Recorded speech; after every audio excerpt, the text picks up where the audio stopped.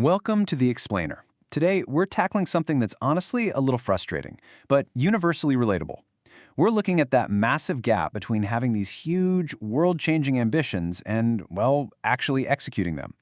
I mean, why is it that we can map out this absolute perfect future in our heads, yet we completely struggle to take even the very first step? Think about yourself for a second, or maybe someone you know really well. You know the exact type, right?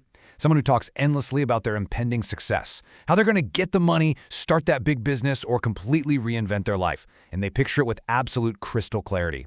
But then, month after month, they are just entirely stuck in the exact same place. So why exactly does this happen? It is so incredibly easy from the outside to just look at that inaction and label it pure laziness. But here's the fascinating part. Psychology tells us it's absolutely not laziness. Not at all. If you've ever felt this sort of dreamer's paralysis, you gotta know it's not a moral failing. It's not a simple lack of drive. What we're actually dealing with here is a highly complex, subconscious psychological trap. Okay, let's dive into Section 1. More than just laziness. Let's unlock the mind's hidden traps.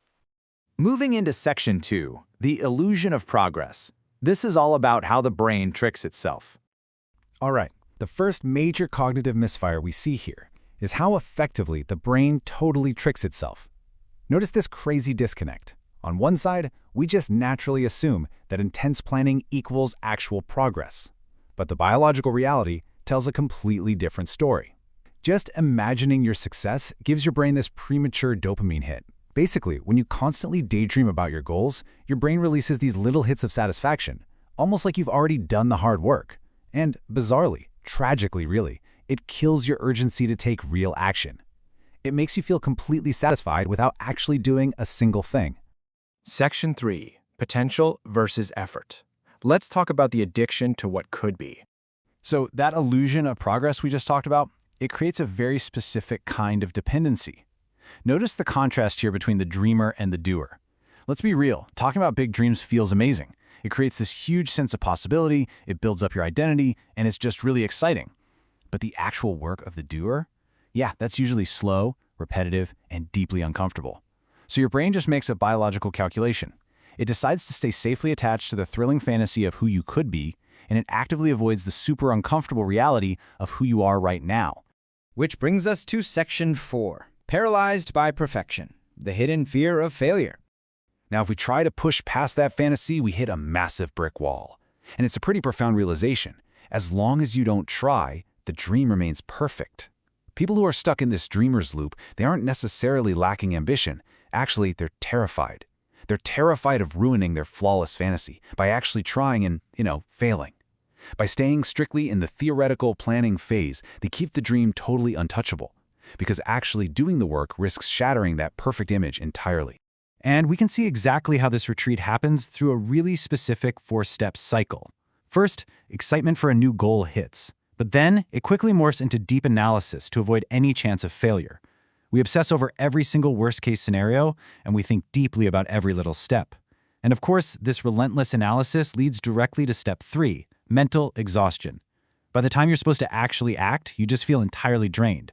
So step 4 happens, inaction. We do absolutely nothing. This exhaustion is completely sustained by the myth of waiting for the right moment.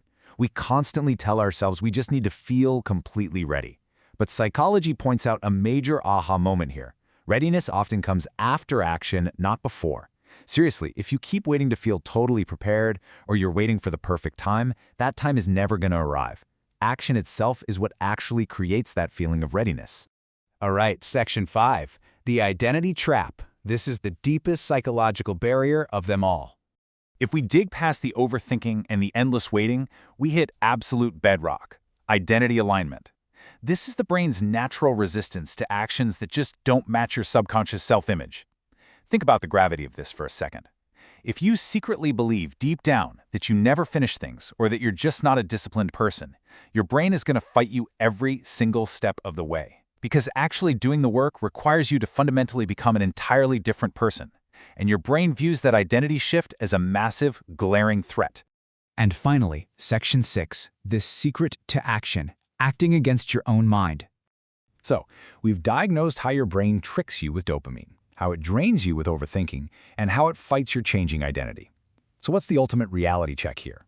Well, first, big dreams are incredibly common. Almost everybody has them. Second, turning them into reality is exceedingly rare. But most importantly, the difference between dreamers and doers, it isn't talent, it isn't luck. The difference is simply this. Success is the ability to act even when your mind is actively working against you.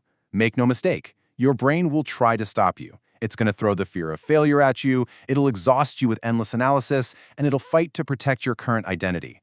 Overcoming that internal biological resistance, that is the true work. The execution itself is almost secondary to just beating your own mind.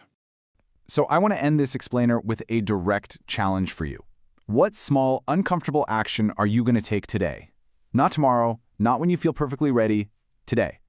It's time to finally let go of that flawless fantasy and just embrace the slow, kinda boring reality of actual effort. Take just one single step forward right now and prove to your brain that you are finally ready to do. Thanks so much for joining me on The Explainer today, and I'll catch you next time.